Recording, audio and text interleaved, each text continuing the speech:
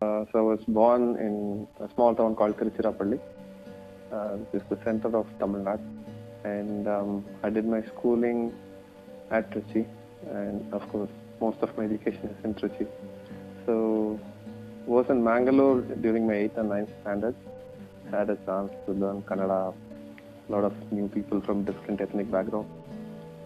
Then I got my bachelor's in engineering done from Shastra, which is there in Tanjavur. And later got an opportunity to do a master's in process control and implementation. That's from National Institute of Technology, Tiruchirappalli. Then I kind of joined different MNCs and at some point decided to do a PhD. So went back to my alma mater, that is NIT Trichy. So it invited me with open hands. So I was there for a short stint of like 3.5 years doing my PhD. So then I'm back in an MNC doing my, like regular work. Like how there was a movement by Mahatma Gandhi during the independence struggle. There were so many youth who were attracted by the thought that we should govern ourselves and we should have independence in both thought, intent, and what we do. It's a similar struggle, I believe, that has been, started now by a very few people. One of the forerunners was the late Nammadwar, a great person and in heart and intent, and he did a lot of service to the people of his time as well as the people who are like willing to get into the organics itself. Hailing from an agrarian family where my previous generation was actively involved in agriculture, and even with respect to the day-to-day activities on a farm, it was something which I was distanced from because of my location for my education purposes.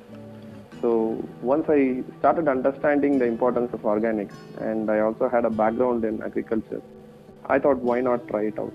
And I started exploring organic farming at the same time practicing it. And as we transitioned into it, there was more level of interaction that we had in the family itself. All of us were involved in the, like preparing food, not just preparing food, but actually producing it was also a part of it then. And there were a lot of benefits, both social and, in a family sense. So that's when I got attracted to it. And that's how we started practicing it. But the seed was sown by Nammadwar. Palekar from Maharashtra. So he actually belongs to whole of India and probably the whole humanity. He started talking about zero budget farming. So what zero budget means is you don't bring anything from outside the farm into the farm, and you only send the produce out of the farm. And even the waste that you get as a byproduct from the produce gets reused in the farm in some sense. For instance, you might have rice. So rice husk comes out as you process rice, and you bring back rice husk and you feed it to your desi cow.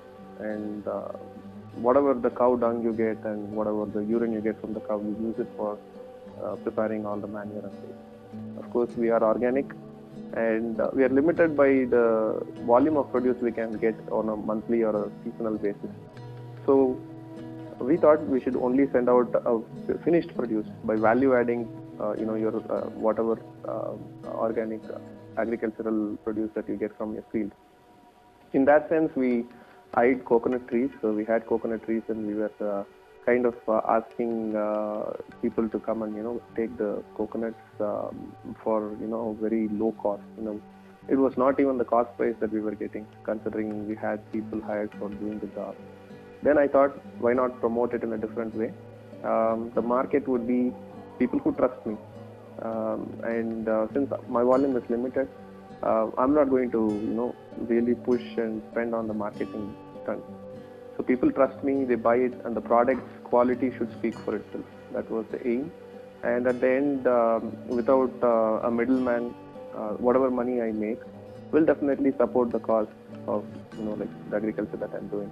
Like it has to support itself. That's the theme. So based on that, I eyed the coconuts that we get in our farm. So we stopped plucking coconuts. So whatever falls down, we started collecting them. So we then kind of like dehusk it, then we sun dry it, and then we give it to a local oil mill, and we try and extract the oil, and we do have desi cows. So whatever is the malt that comes out of it, we again reuse it. We use it for the cattle, and we also have the oil. So we do not filter it. We kind of just let turbidity settle, and then we take the oil and bottle it and just give it to our friends and family. And they understand that the process involves a lot of investment, so they're ready to buy it at a nominal cost, which is well below the market price for that particular category of the product. So in that sense, we were able to generate more money. Uh, and what I would say is that is one of the ways of maximizing the outcomes from your field. So this is how we started the coconut oil project. It's going well, but we are limited by the volume we can produce on a monthly basis. So that's the idea, Palekar, zero budget, pushed to an extent where we also eliminate the middleman. So desi cow has a lot of following in North India. So the breeding policy in North has been more towards having more animal protein out of the cow, which means more milk. And all the breeds, most of them would definitely give more than 10 liters a day. And during a lactation cycle, compared to the South Indian cows, whose breeding policy was only about work, they are at least like 4 or 5 times more milk yielding than the South cows. However, the financial viability of the cows from South is degraded because of milk being seen as one of the products, only product from the cow. However, now the scenario is changing, where they also see the cow dung and the urine possessing more medicinal values compared to the crossbred. So what I'm trying to do is have a small breeding policy of my own, where I have a batch of cows which are drought animals, which are of the local breed. I'm also supporting the cause of preserving the breed. At the same time, for the sake of financial viability of maintaining the cows, I'm kind of like crossbreeding between the north desi cows, which are good in milk, and the south cows, and I'm having a separate batch of them too. So in that sense, the milk I get from the crossbred desi cow, I can use crossbred, meaning only desi cows, not the jerseys or the Frisians. I can use them for milk, and that milk would help me support maintaining my local breed. So in that sense, they balance themselves out. And A2 milk, its advantages is all there out there in the open. And understanding that, I thought now it's really difficult to get a desi breed, and I already have them, and this is for the sake of my kids. And at some point of time, I plan to, I'm geographically separated from them, so the supply is not that easy. We need to take care of the logistics. So we plan to kind of try and ensure this transition happens so kids get the supply of milk. And that we are trying to do. Right now, they just get the ghee from it. We have arrangements made for it. As far as the desi hen is concerned, we just have like a small chicken pen for the sake of kids. This happens in every household in the villages.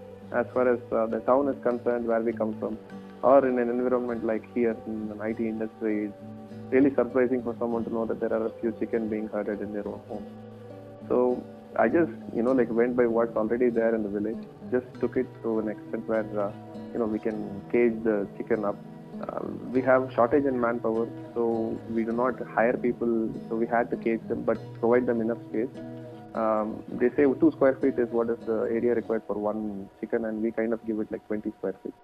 So it's still good enough for it to roam and things, and we kind of feed it with our vegetable waste from our homes, and also kind of millets like pearl millet or ragi and things like that. So they do not get heavy dosages of antibiotics too, since they are pretty isolated. And the egg I get from them are kind of like antibiotics free. And since most millets we grow do not need too many fertilizers, kind of like approaching towards organic. So I believe as a parent, it is our duty to kind of feed our kids the right thing. That's the first duty. So if you provide them health, and also the next thing, which is going to be like knowledge, which I believe is again totally dependent upon their perception of life, which we do not control after a certain time. I believe we can stand example and start doing things instead of speaking about it or just doing a Facebook share or really writing something down. And the chicken thing came into existence. So now we have kind of like promoted it in our home in Trichy too. It's an urban area and it's difficult to grow it there. But however, we found a space just underneath the overhead tank. I kind of like messed it up, and the kids are now feeding the chicken, so they understand that like there is some interaction that's needed between them and the food produce. Right out of college, peer pressure from relatives, and your performance was always calibrated in terms of money, and with not much of recognition of brand value for the MNCs that you work for, your paychecks decided a lot of things. Though it was not a pressure from my parents' end, we assumed that it would be one. So I ran the rat race. So for some 6 years, so I kept switching companies, and yeah, it was a fat check. And however, at the end of the day, I was feeling that after the learning cycle was over, in terms of technology or process, there was a vacuum that was building up, and the vent that I saw was not in an IT industry again, and not in a dump. So I decided to pursue my PhD, which would give me an option to take some time off, really long time off, and understand what I really am passionate about. And I was already passionate about control systems, and I thought, why not give it a try? And I was just doing the PhD for like the 3 years time, which gave me really a lot of time to explore within my capabilities and my pitfalls. So I guess that was one of the best things that had happened to me. Though it was not monetarily too happy, and not a great period for me, but everything else was good about the PhD.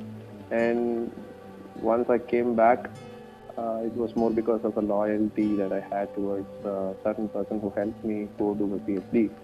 And after a certain time, I believed that my potential was not realized to an extent in which I did during my PhD. So I assumed another challenging opportunity in the same field where I did it, the research as such, would really be fruitful for me in the future, though not in the immediate future, maybe like a few years after now.